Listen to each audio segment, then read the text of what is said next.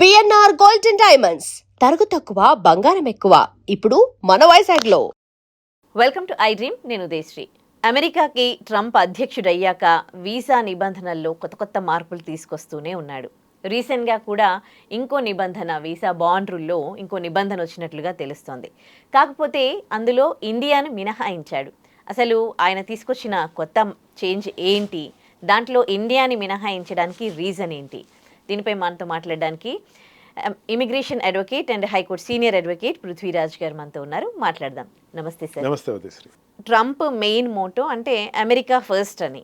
So ఇప్పటి వరకు కూడా ఏవేవైతే కొత్త రూల్స్ తీసుకొచ్చాడో వీసా నిబంధనల్లో ఆయన సక్సెస్ అయ్యాడా? అండ్ ఈ కొత్త నిబంధనల వల్ల నిజంగానే అమెరికా అంటే ఫస్ట్కి వెళ్తోందా, లేకపోతే అమెరికా ఎకానమీ పరంగా కూడా, అంటే ప్రపంచంలో ఒక పెద్దన్న అని అంటారు అమెరికాని, ఇప్పుడు పెద్దన్న పొజిషన్లో ఉందా?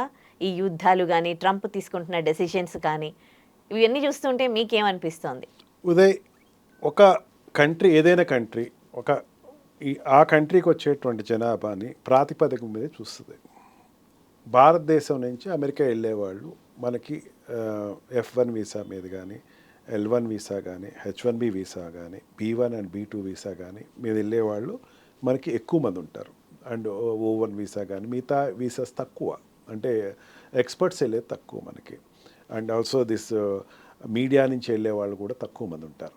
వీటి మీద ఎక్కువ మంది ఉంటారు. కంట్రీ ఏం చేస్తుందంటే, ఒక కంట్రీ నుంచి ఇంకో కంట్రీ వచ్చేటప్పుడు వాళ్ళు వచ్చేటువంటి ప్రాతిపదికను ఒకసారి చూస్తుంది. B1 అండ్ B2 అంటే బిజినెస్ కమ్ టూరిజం మీద, ఒట్టి టూరిజం, B2 టూరిజం మీద వెళ్ళే వాళ్ళని ఒకసారి చూసుకుంటుంది. ఈ మధ్యన ఏమైందంటే H1B వీసా కానీ, F1 వీసా కానీ హోల్డర్స్ ఎవరు కూడా ఇండియాకి రావట్లేదు. Because of insecurity. అది విచిత్రంగా ఉంటుంది చెప్తానికి ఉదయశ్రీ. అక్కడ వీళ్ళు ఏదైనా ట్యాక్సేషన్లో కొంచెం సరిగ్గా చూపించకపోయినా, ఇండియాలో ట్యాక్సేషన్ లెక్కలు చూపించకపోయినా వచ్చే నష్టమే లేదు. కానీ అక్కడ ట్యాక్సేషన్ లెక్కలు సరిగ్గా చూపించకపోతే వాళ్ళు ఏం మాట్లాడరు. ఇండియాకి వచ్చి మళ్ళీ వీసా అప్లై చేసినప్పుడు your visa is rejected, why because your tax which is your shore is incorrect అంటాడు. వీడికి అర్థం కాదు అదేంటి ఇన్కరెక్ట్ అని. మీ అమ్మగారికి నువ్వు మొన్న 10 లక్షల రూపాయలు పంపించావు, నీ ఆదాయం ఎంత, నువ్వు ఎక్కడి నుంచి పంపించావు అంటాడు. ఇదే అంటాడు, ఇంకేమంటావు. I am facing cases like this regular. అప్పుడేమవుతుంది, 10 లక్షలు అది నీకు వచ్చిన ఆదాయం ఇంత, నీకు ఇండియా నుంచి వచ్చినటువంటి అమౌంట్ ఇంత, కానీ నువ్వు 10 లక్షలు పంపించావు. ఈ 10 లక్షలు నీకు ఎక్కడి నుంచి వచ్చింది cash? Unless and until you do some odd jobs otherwhere without I of America. Sir, ఎప్పుడైనా అక్కడ శాలరీ పడగానే వెంటనే ట్యాక్స్ కూడా అందులో కట్ అయిపోతుంది కదా? కట్ అవుతుంది. ట్యాక్స్ కట్ అవటం అన్నది, ట్యాక్స్ కట్ అవుటింగ్ అంటే వీడు ట్యాక్స్ కట్ అయ్యే అమౌంట్ ఒకటి ఉంటుంది. వీళ్ళ మధ్యన స్మార్ట్గా ఏం చేస్తున్నారంటే వేరే వాడికి వేయించుకుని ఆ అమౌంట్ వేరే వాడి దగ్గర నుంచి వీడి అకౌంట్ నుంచి వెళ్తుంది. Account will be his line of transaction. But salary మాత్రం, అంటే ఇప్పుడు F1 వీసా ఉందమ్మా, H1B వీసా ఉంది. F1 వీసాలో స్టూడెంట్ OPT తప్ప ఇంకోటి చేయకూడదు. అవును, క్లియర్ కదా. అండ్ H1B వీసా వాడు అవర్స్ ఎన్ని అయితే అని ప్రిస్క్రైబ్ చేసి ఆ జాబే చేయాలి. ఎక్స్ట్రా అవర్స్ చెప్పిన ట్యాక్సేషన్ చూపించాలి. మన ఇండియన్స్కి ఉండేటువంటి పెద్ద ప్రాబ్లం ఏంటంటే కొన్ని ట్యాక్స్ ఎగ్గొట్టేసేసి ఏదో మన ఎస్కేప్ చేద్దామని ఫీలింగ్ ఉంటుంది. F1 వీసాలో ఉండేవాళ్ళు రెగ్యులేషన్స్ ఎక్కువ ఉంటాయి. OPT చేసి తెచ్చుకున్న అమౌంట్ తప్ప ఎడిషనల్ జాబ్స్ ఏవి చేయకూడదు. చాలా కొంతమందికి ఏంటంటే మనకి ఒక ఫీలింగ్ ఏంటంటే ఇక్కడి నుంచి అమెరికా వెళ్ళిన వెంటనే జాబ్ వచ్చేస్తుంది, వాడికి వచ్చేయాలి, విత్ ఇన్ few daysలో వచ్చేయాలి. నేను జాయిన్ అయ్యాను, కాలేజ్లో జాయిన్ అయ్యాను, నాకు వెంటనే జాబ్ వచ్చేయాలి. రాకపోతే వాడు ఏం చేస్తాడంటే నెలలు కూడా వెయిట్ చేయలేడు. వాడు ఒక సంవత్సరం నన్ను అసలు ఎన్నాళ్ళు వెయిట్ చేయాలి, సంవత్సరం నుంచి రాలేదండి అంటారు. నేను రెగ్యులర్గా నాకు వచ్చే కాల్స్ చెప్తున్నాను మీకు. ఆడు ఏం చేస్తాడంటే ఎక్కడో ఆడ్ జాబ్ జాయిన్ అయిపోతాడు. ఆడ్ జాబ్ జాయిన్ అయిన తర్వాత ఏంటి, మా నాన్నగారు లేకపోతే మా అమ్మగారికి ఒక గిఫ్ట్ పంపిద్దాం అనుకుంటున్నాను, ఒక 10 లక్షలు పంపిస్తాడు. ఇక్కడ ఇండియాలో ఉండేటువంటి ఆ పిచ్చ తల్లి ఏం చేస్తుంది పాపం, ఆ తల్లి మా అబ్బాయి అక్కడ అమెరికా నుంచి 10 లక్షలు పంపించాడు తెలుసా, మీ అబ్బాయి F1 వీసాలో ఉన్నాడు కదా, స్టూడెంట్ వీసాలో, అంటే చదువుకు ఉద్యోగం చేస్తున్నాడు అండి. ప్రాక్టికల్గా చూస్తే OPT అతనికి లేదు. అమెరికా ఏం మాట్లాడదు, అన్నీ చూస్తుంది, అబ్జర్వ్ చేస్తుంది, రికార్డ్ చేసుకుంటారు. వాడు మళ్ళీ ఇండియా వచ్చేస్తాడు. ఇండియా వచ్చేసి మళ్ళీ వీసా అప్లై చేసినప్పుడు ఈ 10 లక్షలు నువ్వు పంపించావు, దీని యొక్క అకౌంట్ చెప్పు ఉంటుంది. ఓకే, ఈ ట్రాన్సాక్షన్ చేసేటువంటి సిస్టంలో ఉన్నప్పుడు ఏమైందంటే అమెరికా నుంచి నేను చాలామందికి చెప్తున్నాను, మ్యారేజెస్ ఏమైనా ఉన్నాయి, ఫంక్షన్స్ ఏమైనా ఉన్నాయి, H1B వీసాలో ఉన్నాము, లేకపోతే ఇంకా పికప్ అయింది, లాటరీ పికప్ అయింది, నేను ఇంకా మారాలి, లేకపోతే F1 వీసాలో ఉన్నాను, నేను ఇంకా స్టెమ్లో ఉన్నాను కాబట్టి ఇంకా 1 year ఉంటుంది, నేను ఇండియా వద్దాం అనుకుంటున్నా అంటే I recommend don't come to India. Okay, ఇండియాకి రావద్దు దయచేసి. ఇండియాకి వస్తే మళ్ళీ వెళ్ళొద్దు. ఈ రిజెక్షన్స్ అనే దాంట్లలో ఎక్కువగా ఇదే చూస్తూ ఉన్నారా మీరు, వీళ్ళ ట్రాన్సాక్షన్స్ లో ట్యాక్స్ సరిగా కట్టకపోవడం? ఐఎమ్ టెలింగ్, ఈజీగా అర్థమయ్యేది చెప్తున్నాను, ఎందుకంటే వీఆర్ టాకింగ్ అబౌట్ ద $20,000 అనేది ఏదైతే చెప్తున్నారో దానికి రిలేటెడ్గా చెప్తాను. నేను చూసేది ఏంటంటే వాళ్ళు ఇది కాకుండా డ్రంక్ అండ్ డ్రైవ్ నడుపుతారమ్మా. వాళ్ళకి ఏంటంటే రెక్కలు వచ్చినాయని ఫీల్ అవుతారు, అండ్ ఏదో చిన్న ఆల్టర్కేషన్లో ఇన్వాల్వ్ అవుతారు. అండ్ మన వాట్సాప్ మెసేజెస్, ఫేస్బుక్, మెటా అన్నీ వెరిఫై చేస్తుంది ఇప్పుడు ఉన్నటువంటి పరిస్థితిలో. వాడికి ఏంటంటే చాలా ఆనందంగా ఉంది కదా, నెగిటివ్ న్యూసెస్ తీసుకుంటూ ఉంటాడు. అక్కడ ఉండేటువంటి డిస్టర్బెన్స్, మొన్న ఈ మధ్యన వైట్ హౌస్లో వాట్ వి కాల్ ఫైరింగ్ జరిగింది. ఇరాన్ అతను ఎవడో ఫైట్ చేశాడు, అది ఎక్కడి నుంచి వచ్చిందని ఎతికేయాలి వీడికి. ఎతికేస్తూ ఉన్న టైంలో వీడు ఏమవుతున్నాడు, వీడు చేస్తున్న పని అక్కడ ఉండేటువంటి కల్చర్, ఆ కంట్రీ కల్చర్కి ఇష్టం లేదన్న సంగతి మర్చిపోతాడు. వీడు వెంటనే ఆ దృష్టిలో పడిపోతాడు. లేకపోతే ఏదైనా మూమెంట్స్లో తిరుగుతాడు. మనం చూసాం కదా జంజీ మూమెంట్ లాగా, అక్కడ ఏదైనా మూమెంట్ జరిగితే వీడు ఫ్లాగ్ పట్టుకెళ్తాడు. వీళ్ళందరూ ఫొటోస్ క్యాప్చర్ అయిపోతాయి. ఏమీ మాట్లాడరు అసలు. ఎప్పుడు కూడా వాళ్ళు చేసేది ఏంటంటే దే డోంట్ రికార్డ్ చేసుకుని సిస్టమ్ని ఎప్పుడు ఆపరేట్ చేయాలో అప్పుడు ఆపరేట్ చేస్తారు. 2 సెక్టర్స్లో ఆపరేట్ చేస్తారు. ఒకవేళ వాడు చేసింది డైరెక్ట్గా దొరికిపోతే కనుక ట్రాన్సిట్ ఫ్లైట్ అని ఒకటి ఉంటుంది, అంటే మధ్యలో ఆగి వస్తాడు. ఆ మధ్యలో ఆగినప్పుడు అక్కడ డిపోర్టేషన్ ఇచ్చేస్తారు. సౌదీ అరేబియాలోనో లేకపోతే ఇంగ్లాండ్లోనో వాడు ఫ్లైట్ చేంజర్ అయితే ఎక్కడ ఉందో అక్కడ, జర్మనీలోనో అక్కడికి బాబు your visa is rejected, deported అంటారు. ఏంటంటే క్వశ్చనర్లో కూర్చోమంటారు. కూర్చున్న తర్వాత నేను అడిగే డైరెక్ట్ క్వశ్చన్ ఏది, నువ్వు ఇది చేసావు కరెక్టేనా? అట్లా ఉంటుంది అక్కడ సిస్టమ్ అంతా. చాలా టైట్గా ఉంటుంది అన్న సిస్టమ్. ఇప్పుడు కాదు, ట్రంప్ వచ్చినప్పుడే కాదు, ఎప్పటి నుంచో ఆ సిస్టమ్ ఉంది. కాకపోతే ఏంటంటే ట్రంప్ ఏం చేశాడంటే ఈ కన్సల్టెన్స్లోనూ ఉండే వాళ్ళని అండ్ వీసా సిస్టమ్లో ఆపరేట్ చేసిన వాళ్ళని టైటప్ చేశాడు. ఓకే, ఇప్పుడు ఏమవుతుందంటే B1 B2 వీసా అంటే ఇక్కడి నుంచి వెళ్ళే వాళ్ళు, నేను చెప్పినా ఎవరు చెప్పినా సరే ఏమంటారంటే డోంట్ కమ్ టు ఇండియా. మరి మ్యారేజ్ మీరే అక్కడికి వెళ్ళి పెళ్లి చేసుకోండి, B2 వీసా అప్లై చేసుకోండి, మీరందరూ వెళ్ళొచ్చు, టూరిస్ట్ వీసా అప్లై, అక్కడికి వెళ్ళి పెళ్లి చేసుకోండి. ఇప్పుడు వెళ్ళే వాళ్ళు పెరిగారు. పెరగటం అంటే పెద్ద పెరగక్కలేదు ఉదయశ్రీ, చిన్న కంట్రీ, అది చిన్న పాపులేటెడ్ జోన్స్. ఒక 100 మంది రావాల్సిన దాంట్లో 1000 మంది వచ్చినా సరే ఎక్కువ మంది వచ్చినట్టు. ఇక్కడ ఏం చేశారంటే మన ఇండియా నుంచి వెళ్ళేటువంటి పాపులేషన్ ఎక్కువ ఉంది కాబట్టి దాన్ని డిస్కరేజ్ చేయకూడదు అని ఈ ప్రొటెక్టెడ్ లిస్ట్లో ఉండేటువంటి కంట్రీని ఇండియా తీసేశారు. మీరు 20,000 బాండ్స్ కట్టక్కర్లేదు అని, ఎందుకంటే మన వల్ల బిజినెస్ అక్కడ అవుతుంది. బిజినెస్ ఓరియంటెడ్ గా చూడండి. ఇప్పుడు ప్రొటెక్టెడ్ కంట్రీ అంటే కొంచెం డేంజరస్ గా ఉండే కంట్రీస్ ఏమున్నాయి, Philippines, Taiwan and African countries కొన్ని, ఈ నేపాల్, భూటాన్ వీటిపైన కూడా వేశాడు. ఎందుకంటే ఇక్కడ నుంచి అక్కడికి వెళ్తే వాళ్ళు వెనక్కి వెళ్ళరు. B1 B2 అంటే ఏంటి, బిజినెస్ వీసా మీద వచ్చి 6 నెలల నుండి వెళ్ళిపోవాలి. B2 వీసా కూడా టూరిస్ట్ వీసా వచ్చి వెనక్కి వెళ్ళిపోయేవాడు. అక్కడ ఆ B1 B2 వీసాకి వచ్చి కంట్రీ పరిస్థితి చూస్తారు. అంటే ఇండియాకి మళ్ళీ వెనక్కి వెళ్ళిపోతాడా? Yes, India is in good healthy condition, మనం వెనక్కి వెళ్ళిపోతాడు. ఎందుకంటే ఇండియాలో ఆపర్చునిటీస్ బాగానే ఉన్నాయి, ఏదో టూరిస్ట్ కింద వచ్చాడు అనేది తెలిసిపోద్ది. ఎకనామికల్ సిస్టమ్స్ చూసుకుంటారు. దాంట్లో ఇండియా వెళ్ళిపోతాడు, వీడికి ఏం ప్రాబ్లం లేదు అని ఇండియాని ఎగ్జామ్ చేశాడు. ఫస్ట్ టైం ఎగ్జామ్టెడ్ అవటం. ఆ కంట్రీస్, నేపాల్ నుంచి వెళ్ళినోడు ఇంకా వెనక్కి రాడు. మనం చూస్తున్నాం కదా, గుర్కా వాళ్ళు వెనక్కి వెళ్ళరు, ఫ్యామిలీస్ వచ్చేస్తాయి. వాళ్ళు వచ్చే టూరిస్ట్ వీసాల మీదే వస్తారు. అఫ్కోర్స్ ట్రాన్సిట్ లేదు, ఆ కంట్రీకి మనకి ఈజీగా గో ఉంది. And some other countries also, Sri Lanka నుంచి కానీ, రోహింగ్యాస్ కానీ వాళ్ళు వచ్చి వెళ్ళరు ఇంకా. అట్లాగే అక్కడికి వెళ్ళిన వాళ్ళు ఎవరు వెళ్ళరు అంటే ఈ భూటాన్ నుంచి వచ్చిన వాళ్ళు, లేకపోతే బర్మాడ్స్, లేకపోతే శ్రీలంక నుంచి వెళ్ళరు. అందుకని ఆ కంట్రీస్ నుంచి పేద కంట్రీలు కాబట్టి అక్కడికి వెళ్ళి సెటిల్ అయిపోతారు, వీళ్ళు ఇంకా రారు. అందుకని వాళ్ళకి మీరు గ్యారంటీ బాండ్స్ ఒక $20,000 ఇవ్వండి, 6 నెలల్లో ఇవ్వకపోతే మేము 20,000 తీసేసుకుంటాం, ఎతికి పట్టి పంపించేస్తారు అండి, అదేం వదలరు. దానికి $20,000 వాడు అక్కడ పే చేయాలి. ఓకే, అంతేకాకుండా దీంట్లో ఫీఫా అథ్లెట్స్లకి కూడా మినహాయించండు. ఫీఫా వరల్డ్ కప్ ట్రైనింగ్, కోచింగ్కి వెళ్తారమ్మా. కోచింగ్కి వెళ్ళినప్పుడు ప్రెస్టేజ్ వాళ్ళకే కదా. అథ్లెట్స్ కొంతమంది అక్కడికి వెళ్ళిపోతారు. వెళ్ళిపోయి అక్కడ కంట్రీ రిప్రజెంట్ చేస్తారు. ఫీఫా అథ్లెట్స్లో కానీ అండ్ ఫుట్బాల్ ప్లేయర్స్ కానీ ఒక కోచింగ్స్ అక్కడే జరుగుతాయి. ఎందుకంటే గ్రౌండ్స్ అక్కడ ఉన్నాయి. బట్ ఇట్ ఈస్ లైక్ ఒక మోడ్ ఆఫ్ యునెస్కోలో వాళ్ళకి ఇచ్చిన ఏంటంటే వాళ్ళకి ఒక మోడ్ ఆఫ్ స్పోర్ట్స్కి ఇచ్చినటువంటి ఒక exchange of culture and also sports. Okay. ఇంకో కొత్త రూల్ ఏంటి అంటే ఓపీటీ మీద ఉన్న వాళ్ళకి అంటే జాబ్ చేయడానికి 60 days టైం ఉండే, ఇప్పుడు 30 daysకి వచ్చేసింది అది. ఇప్పుడు మన వాళ్ళు వెళ్తారే జాబ్ చేయడానికి అక్కడ, ఎందుకంటే అక్కడే సెటిల్ అవ్వాలని, ఎవరైతే చదువుకోవడానికి వెళ్ళి అక్కడ జాబ్ చేయాలి, అక్కడే సెటిల్ అవ్వాలి, డాలర్స్లో సంపాదించాలి అని. అలాంటిది జస్ట్ ఆ టైమ్ ఆఫ్ పీరియడ్ ఎప్పుడైతే ఎడ్యుకేషన్ అయిపోయినాక జస్ట్ 30 days టైం పెట్టారు. ఇప్పటికే ఇండియా నుంచి వెళ్ళే వాళ్ళు చాలా తగ్గిపోయారు. ఇప్పుడు ఈ రూల్తో ఇంకా 60 days దాని ఇంకా రూల్ పాస్ అవ్వలేదమ్మా. It is in streamline లో 30 days ప్రోగ్రామ్ ఏదైతే వాళ్ళు అంటే జాబ్ రాకపోతే అంటే వీడు ఏమవుతాడంటే ఓపీటీ ప్రోగ్రామ్స్ తెచ్చుకోవాలి. కాలేజ్లో ఉన్ననాళ్ళు వాళ్ళు ఓపీటీ అప్లై ఇది పాస్ అవ్వలేదు అనుకుందాం, he is treated as a non productive person to that country. Yeah, you told me last time too. అని పంపేస్తారు. అది 60 days వెయిట్ చేశారు. నువ్వు తెచ్చుకుంటే ఓపీటీ 60 daysలో తెచ్చుకో, లేదంటే కనుక 30 daysలో. దానిని 30 days చేశారు. ఇప్పుడు అక్కడ జాబ్ మార్కెటే బాగాలేదుగా. మార్కెట్ బాగోలేదని ఎవరు చెప్పారు? అంటే ఇండియన్స్ కి జాబ్స్ దొరకట్లేదు. ఎంతో మంది జాబ్స్ పోయిన వాళ్ళతో నాకు తెలిసిన వాళ్ళు ఎంతో మందికి జాబ్స్ పోయినాయి. నో, అక్కడ పరిస్థితి బాగోకపోవటం అంటే ఒకటి ఏంటంటే వరల్డ్ అంతా కూడా వచ్చింది.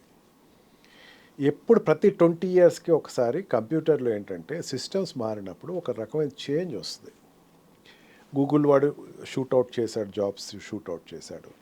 మీరు అడుగుతుంది అదే, గూగుల్ వాడు షూట్అవుట్ చేశాడు, పెద్ద పెద్ద కంపెనీస్ షూట్అవుట్ చేశారు కదా.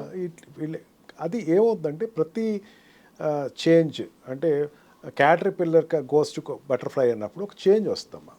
ఆ చేంజ్లో ఏమవుతుందంటే కొన్ని జాబ్స్ తీసేస్తారు, టెక్నికల్ క్వాలిఫికేషన్ లేని వాళ్ళు తీసేస్తారు. అండ్ ఆల్సో ఏమవుతుందంటే కంపెనీ సిస్టమ్ చాలామంది తెలియదు. కంపెనీలో ఏంటంటే షేర్ మార్కెట్ పెరిగేటప్పుడు ఏంటంటే burden some of the company move అని ఉంటుంది. అంటే ఏంటంటే దీనిలో అక్కలేని వాళ్ళని ఎక్కువ మంది తీసుకున్నారు, షేర్ మార్కెట్ పడుతుంది. వాళ్ళు కాన్ఫిడెన్స్ ఇవ్వాలంటే వాళ్ళు బిజినెస్ అనాలిసిస్ట్లు ఏం చేస్తారంటే మేము కొంతమంది ఎంప్లాయీస్ తీసేస్తున్నాం అనేసరికి షేర్ మార్కెట్ పెరుగుతుంది. ఓకే, ఆ షేర్ వార్స్ అమ్మా ఇవన్నీ. నాట్ ఆఫ్ దట్ ఏదో పిల్లలు వెళ్ళిపోండి అనేది కాదు. మీకు ఎందుకు అంతకు ముందు కూడా మనం లాస్ట్ వీడియో చేసినప్పుడు చేసాం, 10,000 children expected for $1 lakh US, కానీ వెళ్ళిన వాళ్ళు 20,000 మెంబర్స్.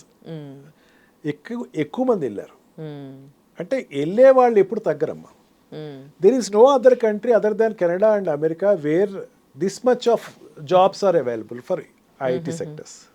ఓకే, ఇంకెక్కడా లేదు, ఇంగ్లాండ్లో లేవు అని జాబ్స్. కానీ ఇప్పుడు మీరు చూడండి, మనకి వీసాల కోసం వెళ్తే ఇంతకు ముందు మన అంటే నానక్రామ్గూడలో కానీ ఇక్కడ ఈ హైదరాబాద్లో ఈ బ్రాంచెస్ దగ్గర అసలు ఇట్లా క్యూ లైన్ ఉండేది వీసాల కోసము. కానీ ఇప్పుడు ఎక్కడ ఎంబసీల దగ్గర ఎక్కడ కనిపిస్తున్నారు మీకు వెళ్ళేవాళ్ళు? ఏమవుద్దంటే అమ్మా ఎప్పుడు కూడా వరల్డ్ ఒక ప్యానిక్ సిచ్యుయేషన్ ఇప్పుడు వీసా అంటున్నారు కదా, వాట్ వి కాల్ కన్సల్టెన్సీస్ ఏదైతే ఉన్నాయో, ఈ కన్సల్టెన్సీస్ వెళ్ళేది అక్కడ ఎడ్యుకేషన్ ఇన్స్టిట్యూట్స్లో జనాలు తగ్గుతున్నారు కాదు. That is a market, that is a business. వాళ్ళు ఏం చేస్తారు, మీరు డైరెక్ట్గా వెళ్ళేవాళ్ళు, ఇక్కడ ఇండియా నుంచి వెళ్ళేవాళ్ళు అమెరికా వెళ్ళేవాళ్ళు ఎంత ఏ కేటగిరీ ఆఫ్ పీపుల్ వెళ్తారు? అప్పర్ మిడిల్ క్లాస్ వరకు వెళ్తారు. ఆమె కరెక్ట్, అది ఒప్పుకుంటారా మీరు? అప్పర్ మిడిల్ క్లాస్ వరకు ఎట్లా వెళ్ళాలి? అప్పర్ క్లాస్ అన్నది they select themself. Middle class people will depend upon the consultancies. Consultancies ఏం చేస్తాయంటే కమిషన్స్ ఉంటాయి. ఓకే, ఆ కమిషన్స్ బేస్డ్ మీద ఈ యూనివర్సిటీతో కొన్ని టైప్స్ పెట్టుకుంటే, కాదు బయట ఉండేటువంటి మార్కెట్ ఏదో నడుస్తుంది, ఆస్ట్రేలియాతో టైప్స్ పెట్టుకుంటే, న్యూజిలాండ్తో టైప్స్ పెట్టుకుంటే, ఫ్రాన్స్తో టైప్స్ పెట్టుకుంటే, జర్మనీతో టైప్స్ పెట్టుకుంటే, అండ్ ద కంట్రీస్ యూరోపియన్ కంట్రీస్తో ఇంగ్లాండ్తో టైప్స్ పెట్టుకుంటే, వాళ్ళు ఏమంటారంటే యూఎస్ పరిస్థితి బాగోలేదు కదండి సార్, ఇంగ్లాండ్ వెళ్ళండి మీరు. Who are they to say? అవును, ఇలాగే చెప్తారు. వాళ్ళు ఎవరు చెప్పడానికి? అక్కడ ఎడ్యుకేషన్ ఆపర్చునిటీ వీళ్ళకి తెలియదు కదా. ఓకే. కన్సల్టేషన్ వాళ్ళకి ఏంటంటే ఆ కంట్రీస్ తోటి అగ్రిమెంట్స్ ఎప్పుడైతే Tie up చేసుకొని, ర్యాపప్ అయినాయో దానిని స్టూడెంట్స్ మీద ఇంపాక్ట్ చూపిస్తారు. ఓకే. అంతే తప్ప వెళ్ళడం ఏం తగ్గలేదు. Top 10 universities in the world 7 are there in US అమ్మా. ఓకే. చదువుకోవాల్సిన వాడు ఎవరు ఎక్కడికి వెళ్తాడు చెప్పండి? 6 యూనివర్సిటీస్ అక్కడే ఉన్నాయి. టాప్ 6 వాళ్ళు ఏం గ్రేడింగ్ పడలేదే. 6 కంట్రీస్ అమెరికాలోనే ఉన్నాయి. ఓకే. ఎందుకు అమెరికాలో మెయింటైన్ అవుతున్నాయి? ఇప్పటికీ ఆ 6 యూనివర్సిటీలో చేస్తేనే టాప్ 6 యూనివర్సిటీస్ ఏదైతే ఉన్నాయో ఆ 6 యూనివర్సిటీస్లో చేస్తే జాబ్స్ వస్తున్నాయి. అది యూనివర్సిటీ రేటింగ్ పడాలి కదా. అవును. ఎడ్యుకేషన్ సిస్టమ్ని ఒకసారి చూద్దాం.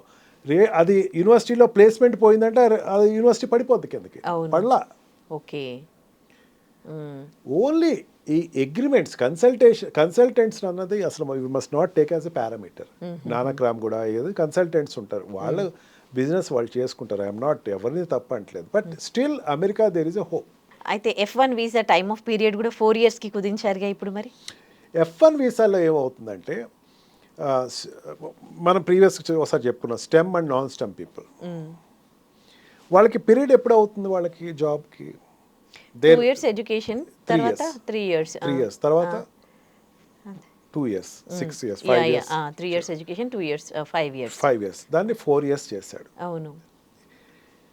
మీరు ఏది చూసినా సరే take it as granted that వాడు ఒక పాలసీ చెప్పడం వేరు, బిల్లు రావటం వేరు. మన ప్రీవియస్ మనమే ఇంటర్వ్యూ చేస్తాం $1 lakh గురించి. పర్వట్ అయ్యాం, మనం కూడా భయపడ్డాం $1 lakh ఎట్లా. Now $1 lakh is not there in. అవును, కోర్టులు ఒప్పుకోలేదు. సేమ్ థింగ్ ఇది కూడా అంతే. ఇది కూడా అట్లా జరుగుతుంది, రాసుకోండి కాస్త. ఓకే. బికాస్ స్టూడెంట్స్ని ఎట్లా ఉండాలి అనేది గవర్నమెంట్ నిర్దేశించట్లేదు. స్టూడెంట్ ఎట్లా ఉండాలి కాకుండా వాడు ఏం చేస్తాడంటే, గవర్నమెంట్ ఎప్పుడు ఏం చేస్తాడంటే సెక్యూరిటీ సిస్టమ్ పట్టుకుంటారు. వాళ్ళ దగ్గర ఒక సెక్యూరిటీ సిస్టమ్ ఉంటుంది, ఎలియన్ ప్రొటెక్టింగ్ సెక్యూరిటీ సిస్టమ్, ఎలియన్స్ని చూసే సిస్టమ్. మనల్ని ఎలియన్స్ అనే పిలుస్తారు, పరాన్న జీవులు అని పిలుస్తారు మనల్ని, తెలుగులో చెప్పాలండి. ఇంకా ఇతర గ్రహాల నుంచి వచ్చారని చెప్పారు. వాడు చాలా బ్యూటిఫుల్గా చెప్తారు, యువర్ ఎలియన్ అంటాడు. Your Indian and, your an America, your non American and, your alien అంటాడు. వీళ్ళని చూసేటప్పుడు ఏంటంటే డెఫినెట్గా ఆ కంట్రీస్ వాడికి ఇచ్చినటువంటి కేటగిరీ ప్రకారం ఒక ప్రపోజల్ తీసుకొస్తారు. But government had her own constitutional limits. Student నిర్దేశించాల్సింది యూనివర్సిటీస్, గవర్నమెంట్ కాదు. సెక్యూరిటీ రీజన్స్ తోటి మాకు ఇంత కావదు, ఈవెన్ $1 lakh కూడా అదే పెట్టింది. సెక్యూరిటీ మాకు ఇదిగా ఉంది, అందుకని $1 lakh చేయండి. దాన్ని ఒప్పుకోలేదు ఫెడరల్ స్టేట్. అంటే ఇండియా ఒక డిసిషన్ తీసుకుంది అనుకోండి, మోడీ గారు ఒక డిసిషన్ తీసుకోవాలి. అక్కడ అట్లా ఉండదు, ఫెడరల్ స్టేట్స్ డిసైడ్ చేయాలి. స్టేట్స్ డిసైడ్ చేయకుండా ఆ ఏ డిసిషన్ తీసుకున్నా దట్ విల్. మీరు అంతకుముందు బర్త్ సిటిజన్షిప్ తీసేశాడు.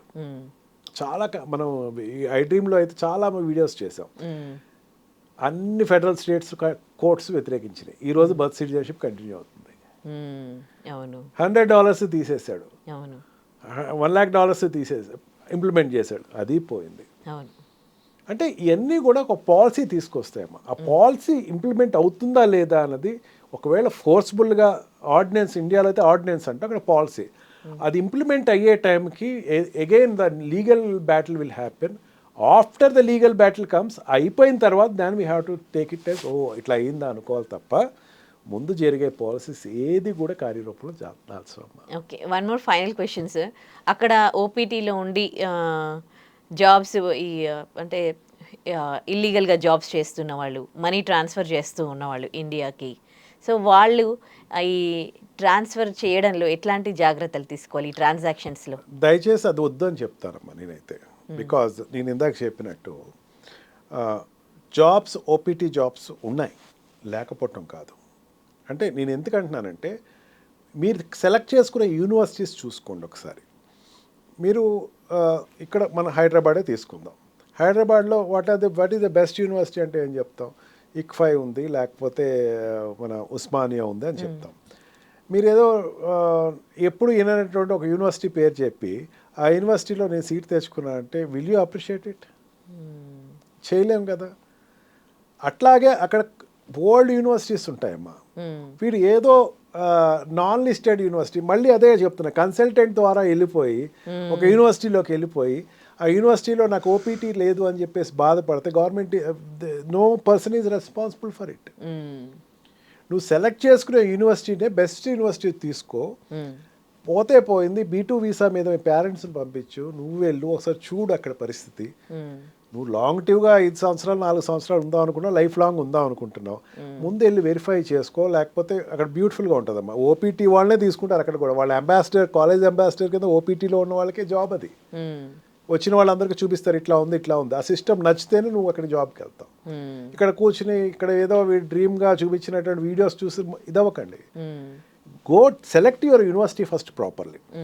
అక్కడ యూనివర్సిటీ సెలెక్ట్ చేసుకున్నప్పుడు ఓపీటీ అనేది వాళ్ళు ఎంత పర్సంటేజ్ ఇంతకు ముందు ఇచ్చారో ఒక స్టాటిస్టిక్స్ రిపోర్ట్ తెచ్చుకోండి. స్టాటిస్టిక్స్ రిపోర్ట్స్లో కనుక 80% వచ్చింది, 90% వస్తుందని నీకు కూడా రేపొద్దున వస్తుందని అర్థం. ఓపీటీ వచ్చినది లేదు నువ్వు వెరిఫై చేసుకోకుండా అక్కడికి వెళ్ళిపోయి ఓపీటీ మా యూనివర్సిటీలో లేదు, అది ఒకటి సెక్టర్ అమ్మా. కొంతమంది ఏంటంటే ఈ రోజు వెళ్ళాను రేపొద్దున ఓపీటీ వచ్చేయాలి కాదు, యు ఆర్ ఇన్ క్యూ. నేను రిపీటెడ్గా చెప్తున్నాను, మన iDream ద్వారా అక్కడ ఉండేటువంటి స్టూడెంట్స్కి అండ్ పేరెంట్స్కి చెప్తున్నాను. మనకి పిహెచ్డి చేసేటప్పుడు ఈ మెంటర్ కింద ఒక లెక్చరర్ దగ్గర లేకపోతే ఆ ప్రొఫెసర్ దగ్గర ఈ పిహెచ్డి స్టూడెంట్ ఉంటాడు, లేకపోతే అదే ప్రొఫెసర్ దగ్గర ఉంటాడు.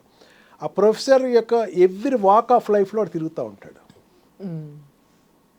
అదే రకంగా మీరు అమెరికాలో తిరగండి, ప్రొఫెసర్స్ తోటి సత్సంబంధాలు పెట్టుకోండి, హ్యాపీగా యూనివర్సిటీలోనే ఉండండి, మెయిన్ బయటికి వెళ్ళకండి. యూనివర్సిటీ క్యాంపస్లో ఉంటే ఓపీటీ ఖచ్చితంగా వస్తాం. రైట్, నేను వెరిఫై చేశాను. I have asked several people, దాంట్లో ఉన్న వాళ్ళకి వచ్చింది. బయటికి వెళ్ళిపోతారు, బయటికి వెళ్ళి ఓపీటీ లేదు నాకేమీ లేదు బయట జాబ్స్ చేస్తున్నాను బయట ఆర్ట్స్ చేస్తున్నాను, country will not accept you. Okay, and ఆ అమౌంట్ ఇండియాకి పంపించినాడు నీకు వల్ల కాదు.